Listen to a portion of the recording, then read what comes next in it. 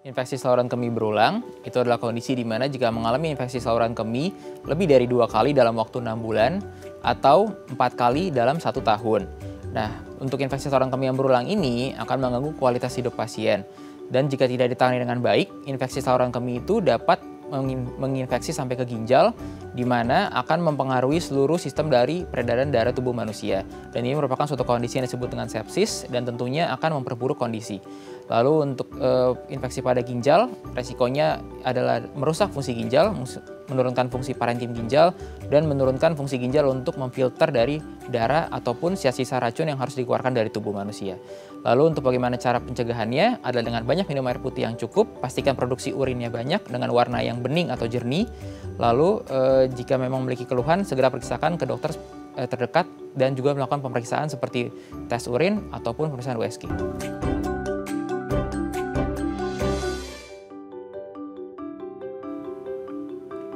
Halo pemirsa, apa kabar? Senang sekali saya Astia Dika bisa kembali menemani Anda di program Talkshow yang syarat informasi inspiratif, apalagi kalau bukan bincang sehati.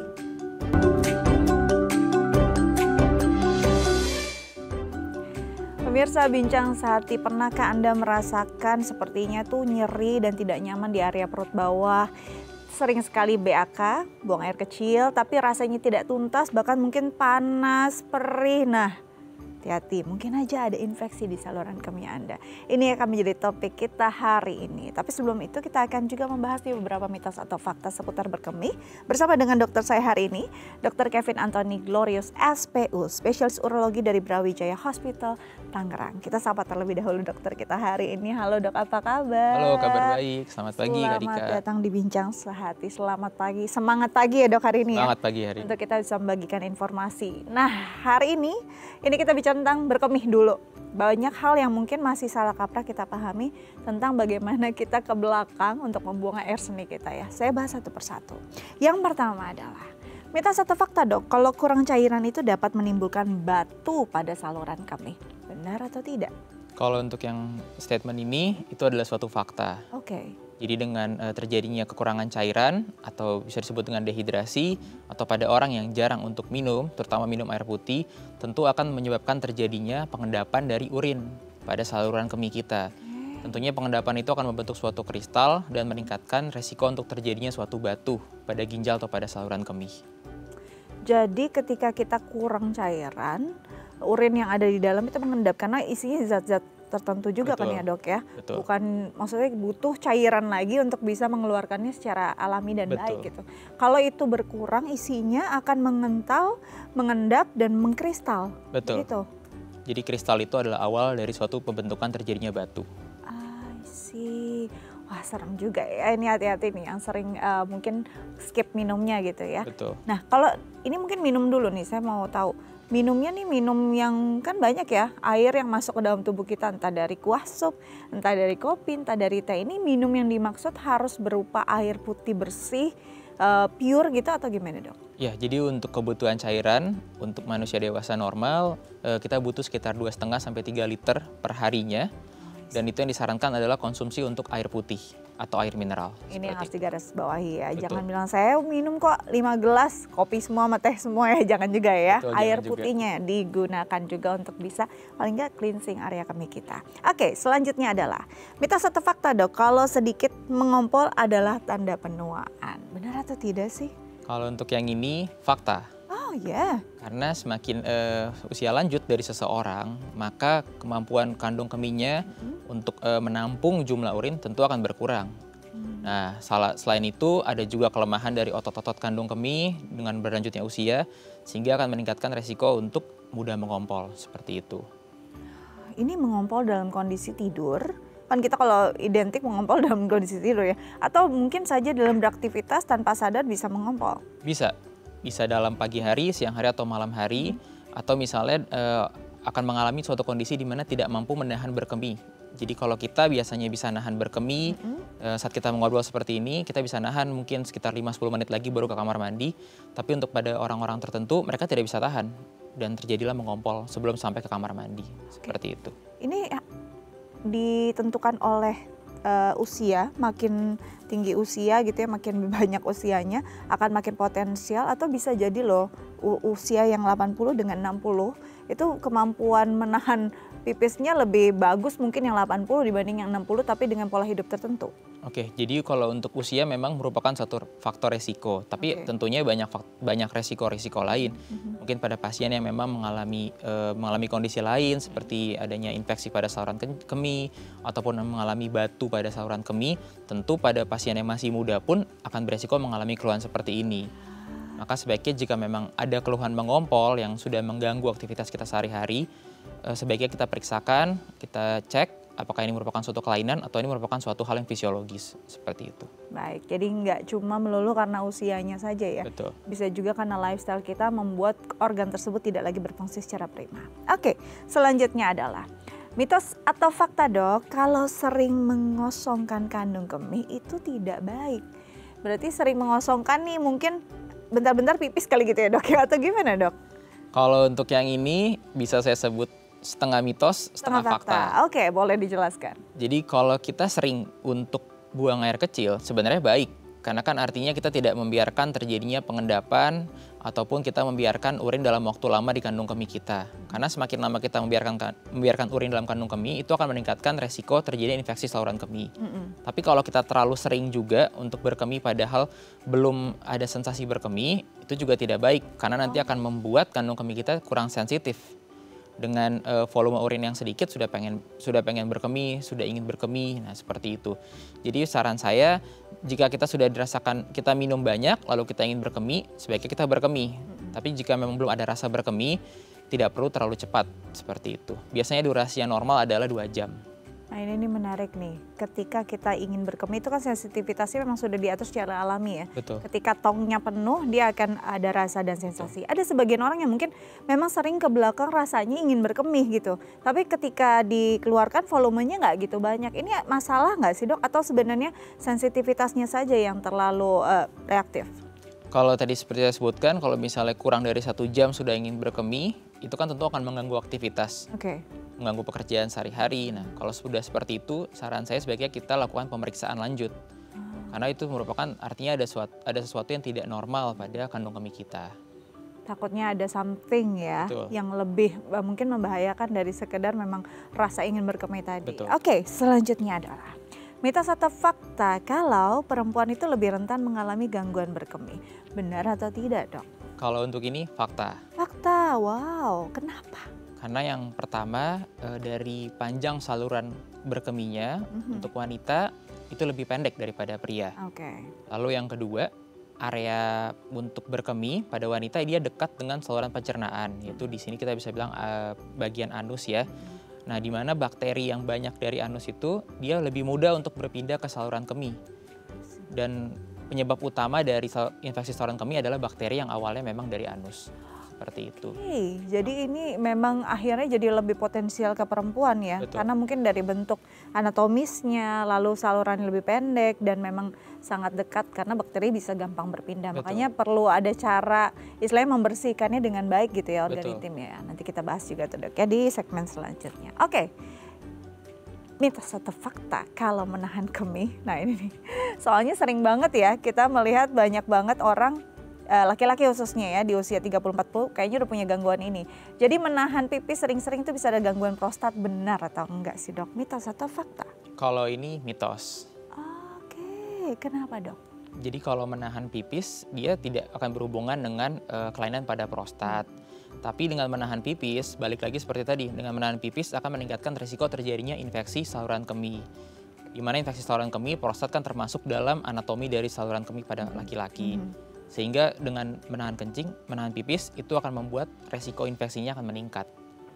Jadi walaupun tidak menyebabkan secara langsung, tapi ini berkaitan dan secara anatomis ini dekat, kalau yang bagian satu terinfeksi bisa juga punya masalah di bagian yang ini. Nah tetap aja ya walaupun ini bisa dianggap mitos, tapi tetap harus diperhatikan karena bisa berpengaruh juga pada prostat Anda. Oke, nanti kita lanjut lagi dok, tapi usai jeda pemirsa. Jangan kemana-mana, tetap bersama kami di Bincang Saat ini.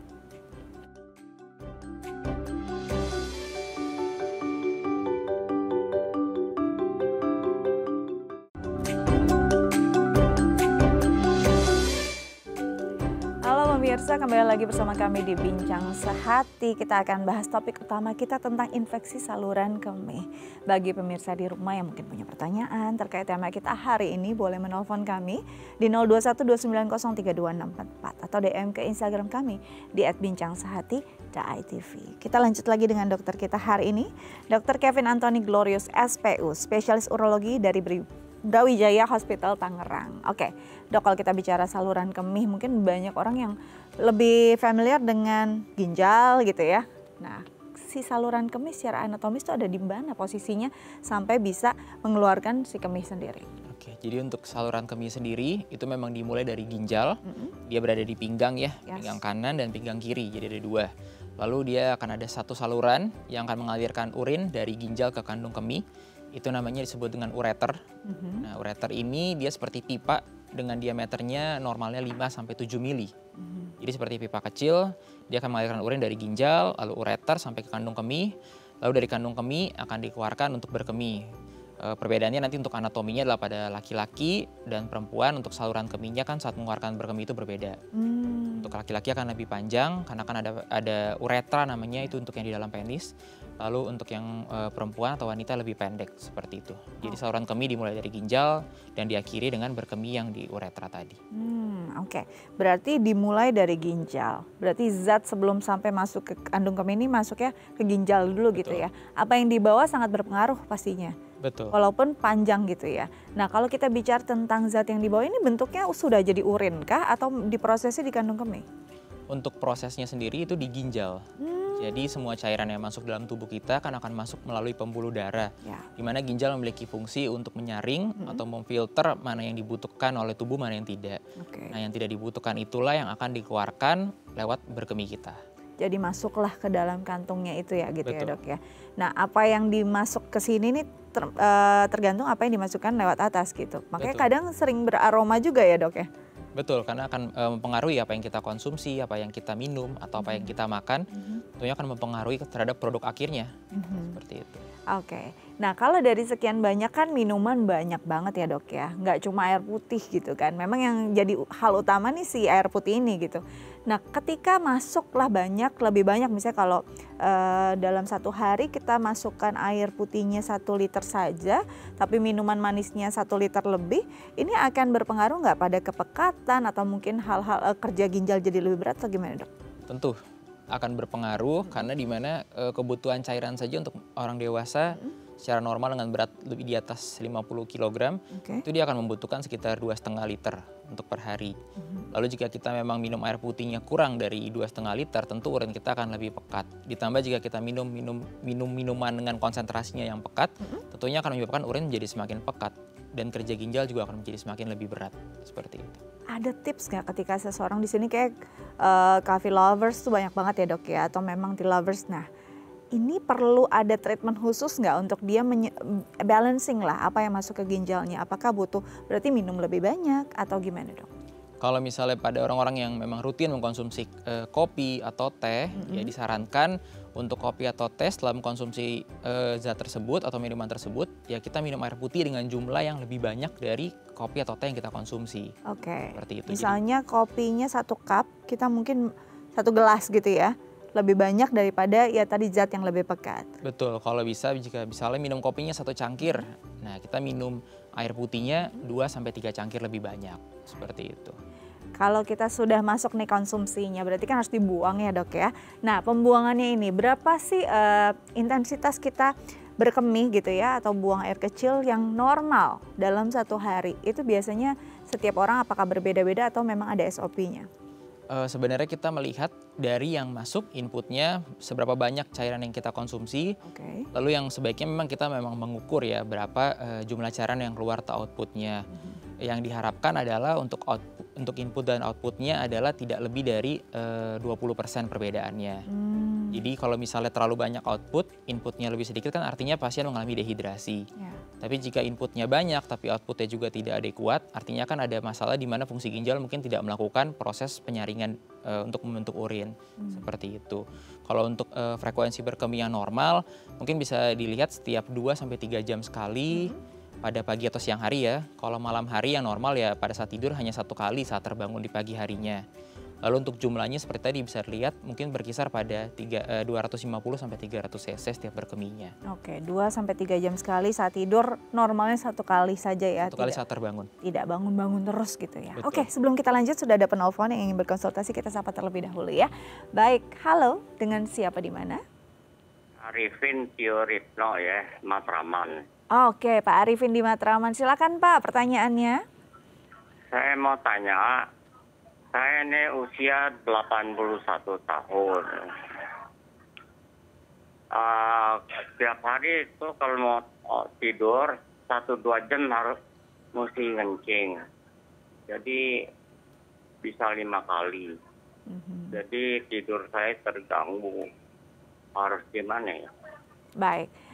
Dokter ada yang ingin tanyakan lebih jauh ke Pak Arifin, silakan. Selamat pagi Pak Arifin. Pagi.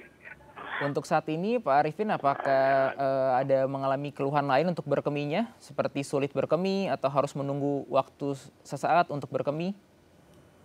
Kalau mengalami lain-lain enggak ya, cuma ya ntar ngencing itu. Apakah ada konsumsi obat-obatan yang rutin diminum?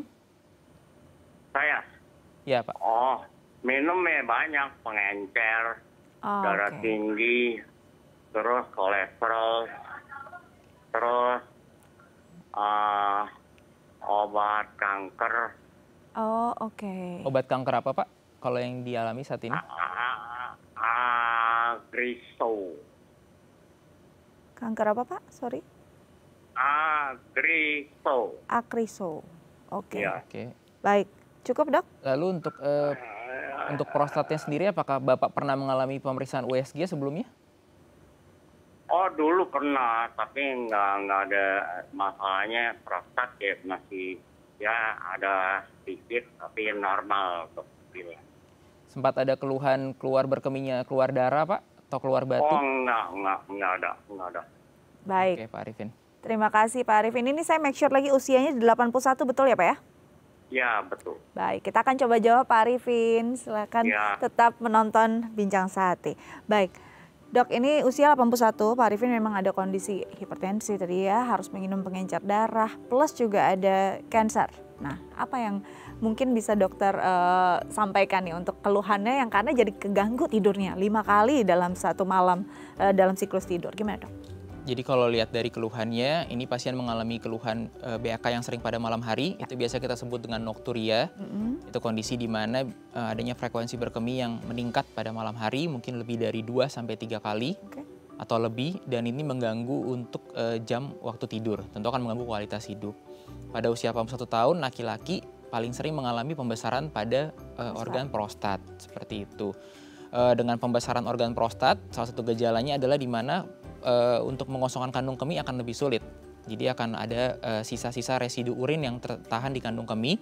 Nah itu yang akan menyebabkan pasien ingin sering berkemih karena dia ingin mengosongkan dari kandung kemihnya. Seperti itu. Karena residunya nggak benar-benar keluar tuntas gitu ya. Betul. Kalau memang sudah mengganggu kualitas hidup seperti ini, sebaiknya kita lakukan screening awal. Untuk urologi sendiri kita akan melakukan pemeriksaan USG, terutama USG pada area ginjal, kandung kemih, dan tentunya prostat. Seperti itu. Jadi kita harapkan mungkin Pak Arifin boleh berkonsultasi lagi langsung mungkin ke spesialis urologi untuk dilihat ya kondisinya apa sih yang menyebabkan berkemihnya jadi intensitasnya sering ketika malam hari, terutama ketika tidur, biar tidurnya lebih berkualitas dan tidak terganggu. Oke, semoga berguna ya Pak Arifin ya. Selanjutnya nih dok, kalau kita bicara tentang berkemih tadi kan, ketika kita setel berkemih gitu ya, berarti kan mengosongkan. Ini kan berarti posisinya apakah 100% kosong atau memang ada yang disisakan di situ? Terus perlu minum nggak sih setelah berkemih? Oke, jadi kalau berapa sih yang normalnya sisa dari kandung kemih? Jadi begini, jika misalnya kita berkemih dengan volume misalnya 300 cc pada saat awal ya sebelum kita berkemih, yang normal adalah di bawah 15 cc setelahnya. Jadi kalau lebih dari 15 cc itu kan artinya ada residu urin yang tertinggal atau tersisa. Nah itu kita harus mencari tahu penyebabnya apa, kenapa berkemihnya tidak tuntas lah, istilahnya seperti itu. Dan diharapkan memang jika kita berkemih, artinya kan ada cairan yang keluar. Tentu kita harus mengganti cairan itu dengan yang masuk lagi, seperti itu. Jadi memang walaupun yang berkemih itu kemihnya sudah memang buangan tapi tetap harus diganti gitu ya dok ya. Betul. Karena untuk cleansing lagi area kemih tersebut mungkin ada residu yang tertinggal. Nah kalau kita bicara tentang berkemih yang paling paling jadi perhatian kita adalah warna. Walaupun kita jarang juga sih melihat warna dan tingkat liquidnya gitu seperti apa. Nah kalau dari warna, ada yang bisa membedakan nggak sih warna-warna tertentu dari urin itu menjadi alarm pada kondisi tubuh seseorang? Oke, betul. Seperti yang kita lihat sekarang ya, kalau kita ke toilet-toilet umum kan sering ya, udah ditempel di dinding-dindingnya ya, seberapa pekatkah warna urin kamu. Yes. Itu sebenarnya salah satu indikator yang baik ya. Ya kita bisa lihat kalau warnanya jernih atau bening ya, yaitu artinya kebutuhan cairan kita cukup. Tapi saat warnanya sudah mulai tidak jernih atau mulai mengarah ke kuning, orange, atau bahkan sampai coklat atau pekat seperti teh, itu artinya kita sudah mengalami dehidrasi atau kita mengalami kurang cairan dalam tubuh kita.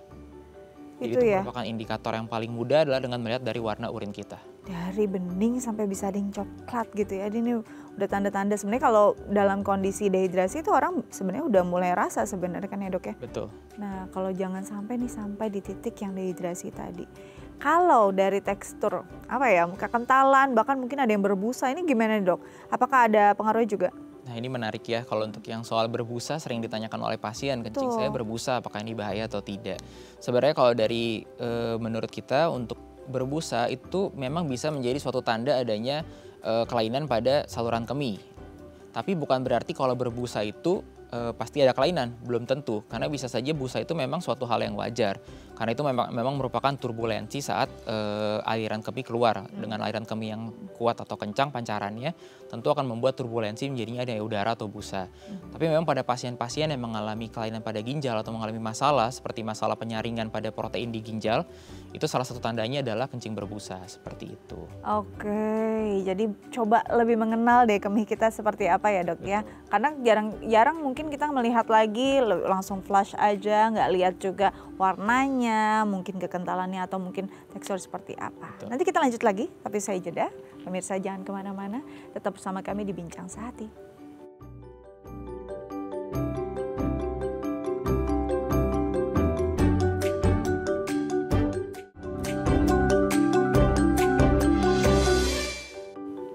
Baik pemirsa, kembali lagi bersama kami di Bincang Sehati. Kita masih membahas tentang infeksi saluran kemih. Dan bagi pemirsa di rumah yang mungkin punya pertanyaan terkait tema kita hari ini, boleh menelpon kami di 0212903244 atau DM ke Instagram kami di @bincangsehati.itv. Kita lanjut lagi dengan Dr. Kevin Anthony Glorious SPU, spesialis urologi dari Brawijaya Hospital, Tangerang. Oke, kita masuk ke infeksinya nih dok. Apa sih penyebab dari infeksi saluran kemih? Oke, penyebab dari infeksi saluran kemih yang utama pasti terjadinya disebabkan oleh adanya suatu bakteri. Nah, di mana kalau bakteri ini yang paling sering disebut dengan bakteri E. coli, di mana dia dominannya ada di saluran pencernaan, yaitu terutama di bagian anus. Nah, mengapa pada wanita mudah terjadi infeksi? Karena jarak dari saluran kemih pada wanita, saluran kencingnya dekat dengan anus. Jadi perpindahan bakteri itu lebih mudah terjadi, terutama jika kita memang kurang menjaga hygiene pada daerah tersebut. Seperti itu. Ini berarti berkaitan dengan higienitasnya juga gitu ya. Betul. Dan kalau kita lihat kan mungkin kalau yang usianya sudah dewasa sudah paham nih cara membersihkan organ intim dengan baik dan benar. Anak-anak nih dok, apalagi yang masih pakai diapers, berarti potensial dong terkena infeksi saluran kemih. Betul, untuk anak-anak merupakan salah satu faktor resiko juga untuk terjadi infeksi saluran kemih, baik anak laki-laki maupun anak perempuan. Seperti itu. Apalagi dengan penggunaan diapers tadi ya, Betul. lembab, jarang diganti, apalagi mungkin ada feses juga yang nggak ketahuan. Nah ini nih yang harus diperhatikan oleh orang tua, harus sering-sering ngecek diapersnya ya. Betul. Nah gejalanya nih dok, apa sih yang menjadi gejala khas dari infeksi saluran kemih? Untuk gejalanya yang paling sering itu adalah nyeri saat berkemih, di mana nyerinya biasanya rasanya saat berkemih itu panas rasanya. Oke.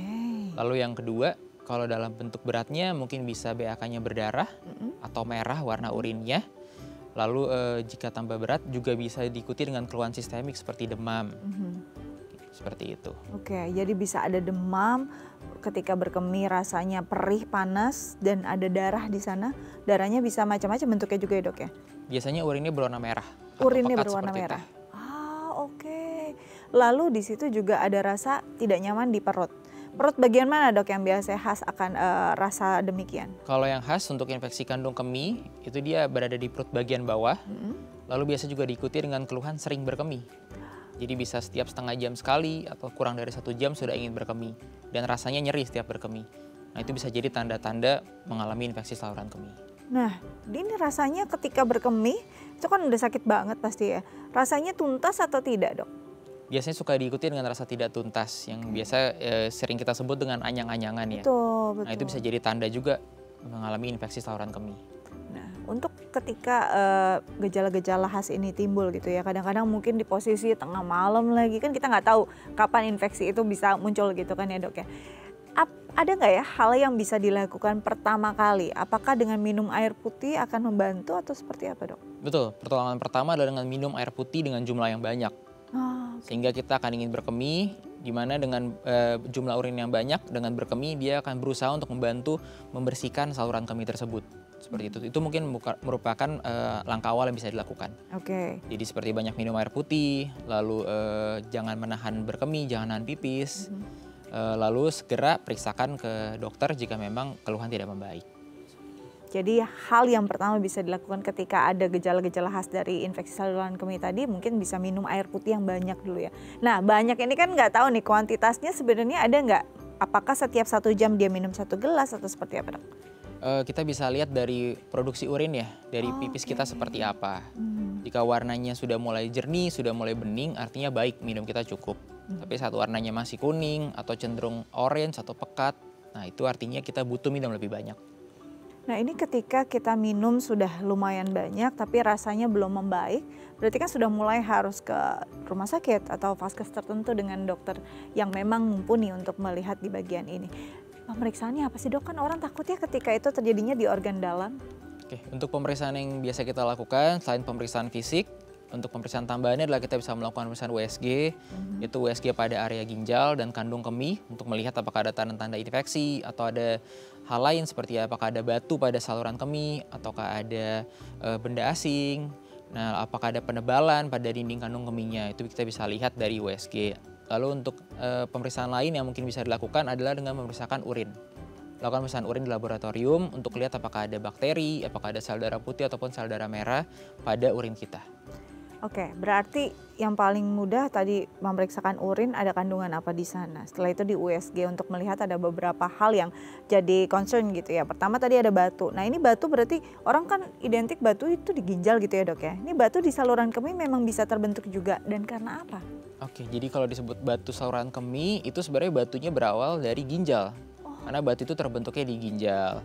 Nah nanti pada saat terjadi pembentukan batu, jika dia masih kecil ukurannya, mungkin sekitar di bawah 1 cm atau sekitar setengah senti, dia bisa turun sendiri ke saluran.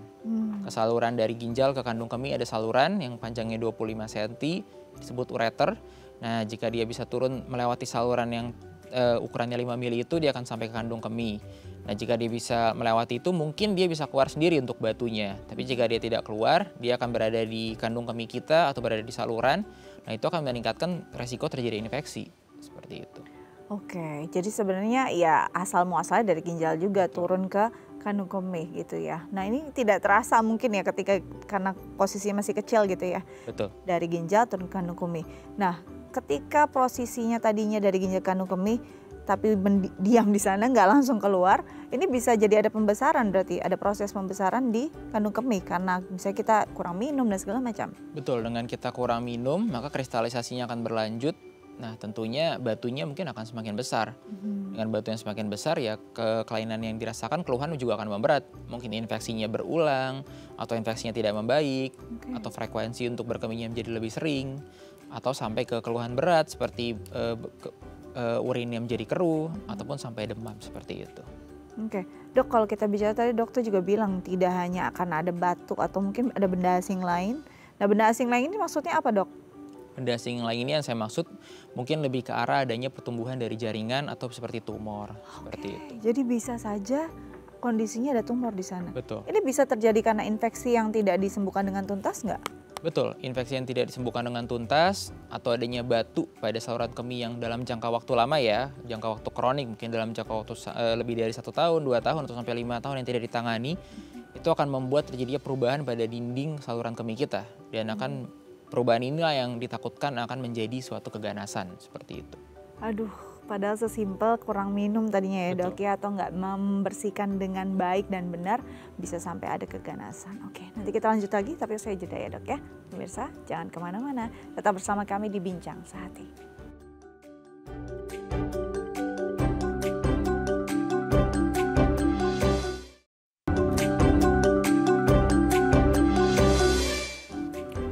Baik pemirsa, kembali lagi bersama kami di Bincang Sehati, masih membahas tentang infeksi saluran kemih. Dan bagi pemirsa di rumah yang mungkin punya pertanyaan terkait tema kita hari ini, boleh menelpon kami di 0212903244 atau DM ke Instagram kami di @bincang_sehati.itv. Kita lanjut lagi dengan Dr. Kevin Anthony Glorious, SPU, spesialis urologi dari Brawijaya Hospital, Tangerang. Sebelum kita masuk kepada pengobatan infeksi saluran kemih atau kandung kemih tadi, saya mau tanya dulu dok, ada nggak sih konsumsi tertentu yang memang membuat kita tuh rasanya ingin berkemih gitu? Ini tuh cuma rasa atau memang akhirnya jadi produksi urinnya lebih banyak? Jadi kalau untuk minuman-minuman atau makanan yang memang meningkatkan resiko untuk ingin berkemih, itu ada kopi, teh, dan coklat, baik makanan ataupun minuman. Karena mereka memiliki kandungan yang mengiritasi saluran kandung kemih. Jadi dengan mengkonsumsi itu pasti lebih ingin berkemih. Maka dari itu untuk jika kita mengkonsumsi kopi, teh, atau coklat, sebaiknya diiringi dengan minum air putih yang lebih banyak. Jadi ingin berkemih bukan berarti kandung kemihnya penuh? Bukan. Karena tadi dia lebih sensitif jadi untuk kandung kemihnya. Untuk saluran kemihnya lebih sensitif. Jadi saat kita mengkonsumsi kopi, teh, atau coklat, maka frekuensi untuk berkemih pasti meningkat. Pasti lebih pengen ingin pipis. Apa yang terjadi kalau kita tahu nih bahwa itu memang kan pasti akan lebih pekat karena bukan berarti istilahnya cairan jadi lebih banyak kan. Apa yang terjadi ketika kita memang mengonsumsi hal tersebut, kita jadi sering berkemih, tapi cairannya nggak banyak. Apakah bisa ada endapan yang luar biasa, bisa membahayakan nanti? Betul, jadi akan meningkatkan terjadinya kristalisasi ya di saluran kemih ya. Karena kan dari saluran kemih dari ginjal sampai kandung kemih, itu akan terjadi pengendapan, larutan cairannya jadi lebih pekat, tentunya resiko terbentuknya batu akan meningkat. Dan ini bisa jadi salah satu faktor juga terjadi infeksi tadi ya dok ya? Betul. Kita sekarang masuk nih, bagaimana cara mengobatinya? Tadi pemeriksaannya udah tahu ya, salah satunya dengan cek urin dan juga USG. Ketika sudah didapati ada masalah, ada infeksi lah, ini tanpa batu dulu atau tanpa ada kristal di sana ya. Pengobatan yang dilakukan biasanya apa dok? Jika memang sudah dari hasil pemeriksaan urin memang ada infeksi, ada bakteri, maka pengobatannya dengan pengobatan antibiotik seperti itu.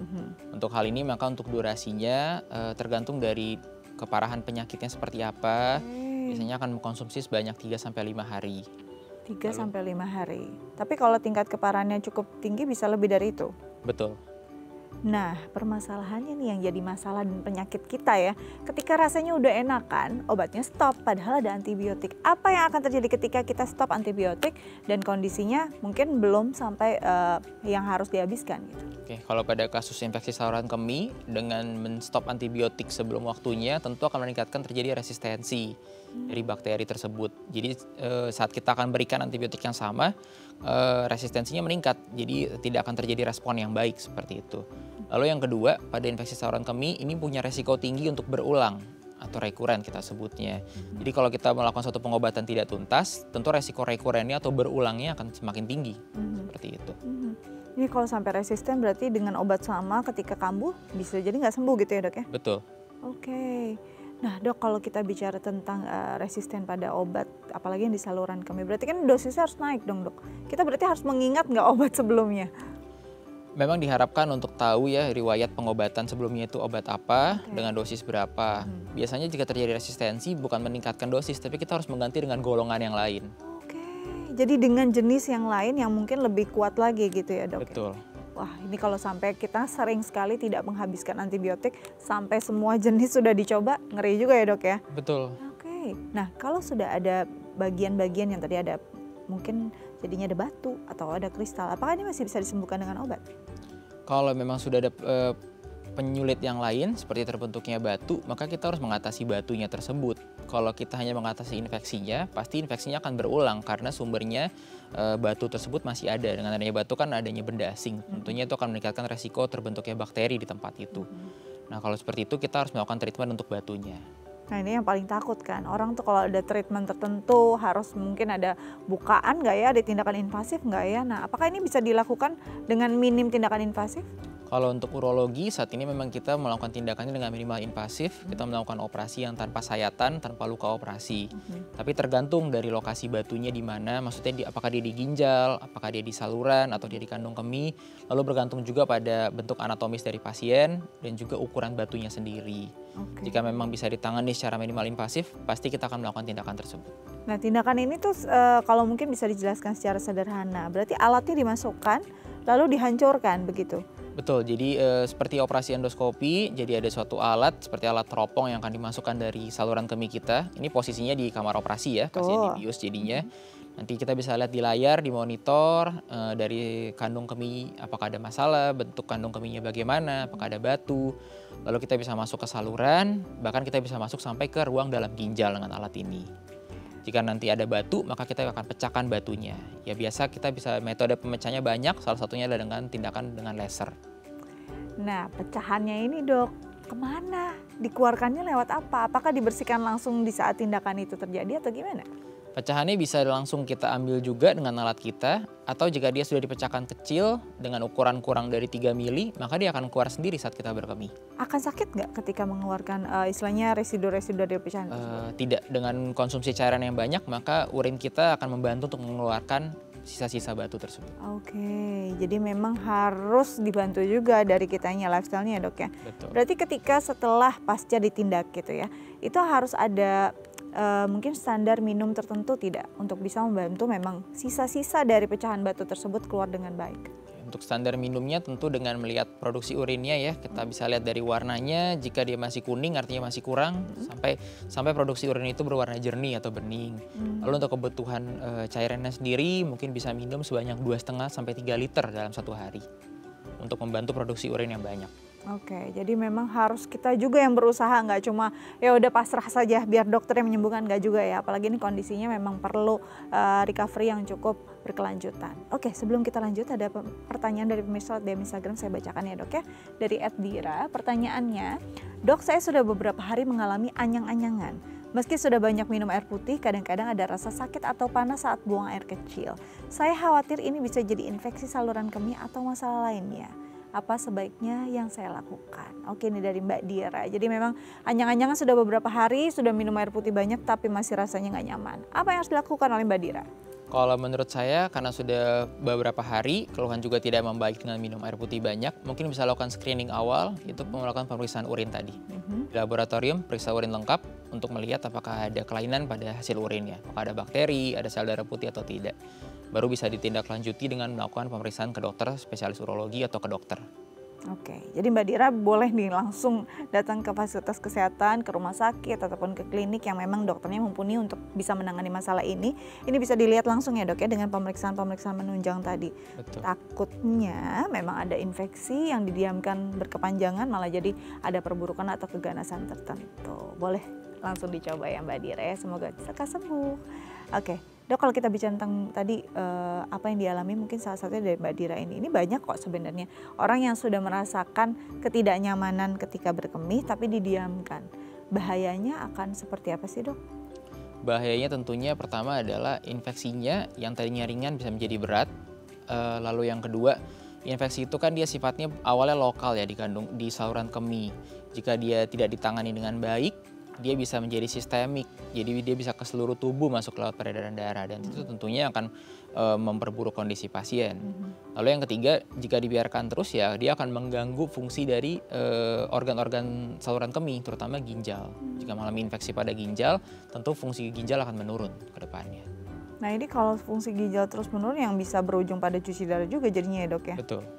Oke, nah kalau sampai ada kondisi-kondisi yang didiamkan berlarut-larut gitu ya, ini kan pastinya bermasalah, tapi dia bisa jadi mengganggu sistem yang lain nggak dok? Misalkan kecuali memang apakah cuma sistem pencernaan, sistem berkemih saja atau bisa ke organ lain? Apa kalau kita lihat kan ibu hamil misalnya, ibu hamil kan sering banget ya dok ya mengalami yang namanya infeksi saluran kemih. Ini akan berbahaya nggak sih untuk organ reproduksinya atau bayinya?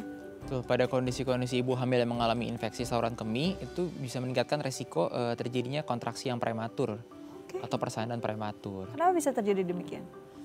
Karena dengan adanya infeksi pada area kandung kemih itu akan meningkatkan reaksi inflamasi pada daerah-daerah di sekitar organ kandung kemihnya, di mana organ kandung kemih kan dekat dengan rahim ya, dengan organ wanita. Nah seperti itu jika tidak ditangani maka resikonya tadi adanya kelahiran prematur ataupun kontraksi prematur. Seperti itu.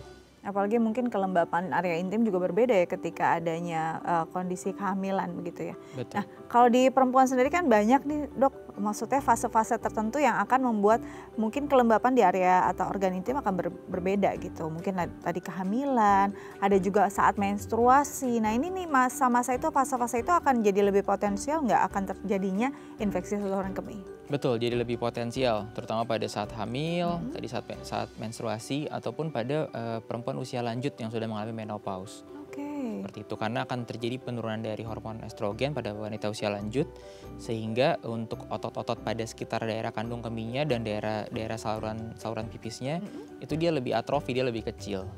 Dengan kondisi tersebut, maka bakteri akan lebih mudah untuk melakukan infeksi pada saluran kemih. Ini makanya kenapa perempuan lebih potensial terkena infeksi saluran kemih selain memang secara anatomis, secara istilahnya banyak hal yang dialami ini memang ya membuat kondisinya jadi arahnya ke sana gitu kalau nggak diperhatikan dengan baik dan benar ya dok ya. Oke nanti kita lanjut lagi tapi usai jeda. Pemirsa jangan kemana-mana, tetap bersama kami di Bincang Sehati.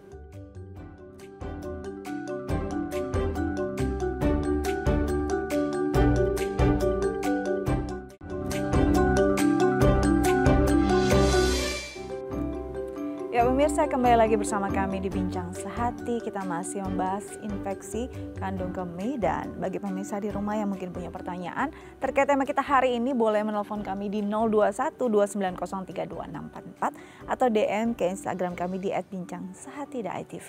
Kita lanjut lagi dengan Dr. Kevin Anthony Glorious, SPU, spesialis urologi dari Brawijaya Hospital Tangerang. Oke, dok, kalau kita bicara tentang infeksi kandung kemih ini kan mungkin ya juga karena hal yang kita ciptakan sendiri, karena mungkin kurang bersih, kurang minum gitu. Tapi apakah ada yang memang karena komorbid tertentu, ada penyakit lain yang ada di tubuh kita akhirnya menyebabkan kita terlalu sensitif dan reaktif, akhirnya potensial terkena infeksi tersebut?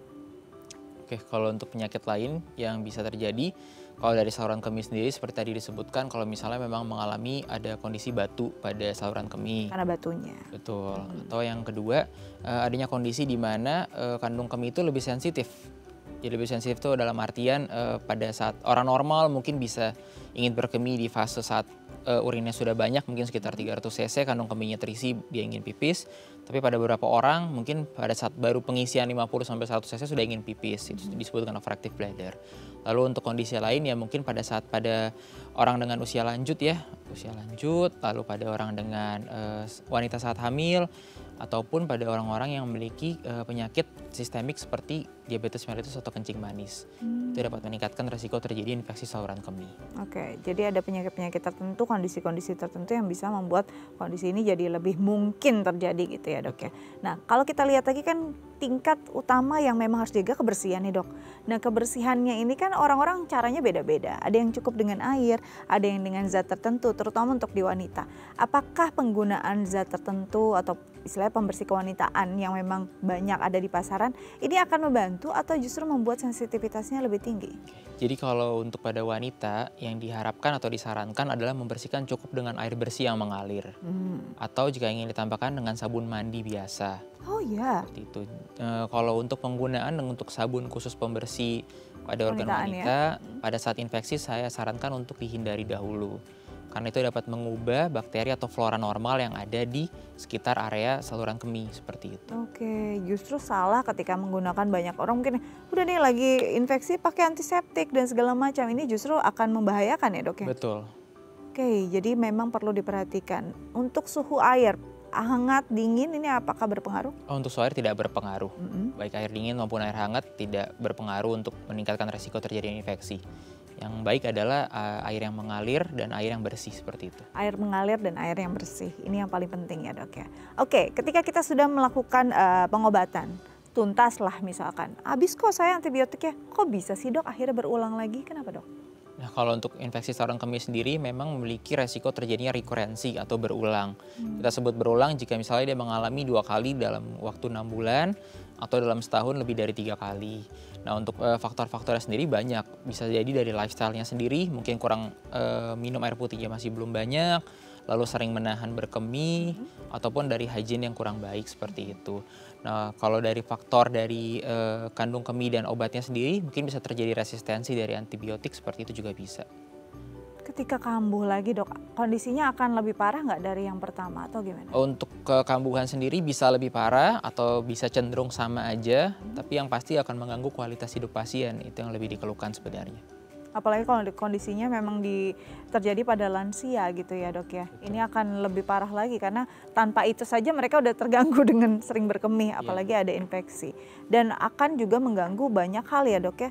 Ini bisa stres juga nggak sih kalau lama-lama terus terjadi demikian? Betul, jadi kadang pasien-pasien juga terganggu dengan masalah psikologis ya. Mereka menjadi lebih cemas, mereka menjadi lebih ada rasa tidak nyaman atau lebih sampai bahkan ada yang mungkin mengalami sedikit depresi ya untuk karena kondisinya berulang seperti itu. Iya, apalagi kalau dalam setahun mungkin bisa 5 sampai 6 kali berulang, ini sudah harus kayaknya udah warning ya. Kenapa bisa terjadi? Apakah lifestyle-nya harus diubah? Mungkin tingkat kebersihannya juga harus diperhatikan. Apalagi kan banyak orang yang memang tinggalnya di area yang tidak mendapat akses air bersih dengan baik gitu ya dok ya. Ini akan jadi satu sorotan dan juga fokus. Oke, mungkin terakhir dok nih tips dari dokter agar ini jadi pencegahan yang memang jangan sampai, kalau yang memang sudah pernah jangan sampai berulang, kalau yang belum pernah terinfeksi ya jangan sampai terjadi. Untuk tips dari saya untuk mencegah infeksi saluran kemih, yang pertama adalah pastikan minum air putih yang cukup. Di mana diharapkan bisa 2,5 sampai 3 liter per hari, lalu jangan menahan berkemih, lalu pastikan kebersihan pada area organ genitalia atau organ intim atau organ untuk berkemih. Lalu yang keempat juga hindari konsumsi zat-zat yang mengiritatif seperti kopi, teh ataupun coklat jika memang mengalami keluhan berkemih, seperti itu. Dan apalagi dalam kondisi infeksi ya. Betul. Ini perlu dihindari ya. Nah ini menarik, ketika dalam kondisi infeksi apakah hanya boleh minum air putih saja atau boleh dengan yang lain tapi air putihnya lebih banyak? Jika mengalami kondisi infeksi disarankan hanya minum air putih saja. Selama masa pengobatan? Betul. Nah ini dia, perlu dicatat. Kalau mau cepat sembuh ikuti saran dokter kita hari ini ya. Oke dokter, terima kasih banyak sudah hadir di Bincang Sehati. Semoga ini jadi wawasan yang baru juga untuk pemirsa untuk menjaga kesehatan mereka dan juga orang-orang yang mereka sayangi. Thank you. Terima kasih Kak Dika. Oke pemirsa, gimana tips dari dokter kami sudah dicatat semua, semoga berguna untuk Anda. Jangan lupa untuk mengunduh DAI Plus di gawai Anda untuk menggenggam inspirasi kapanpun, dimanapun. Saya Astia Dika pamit undur diri, happy weekend.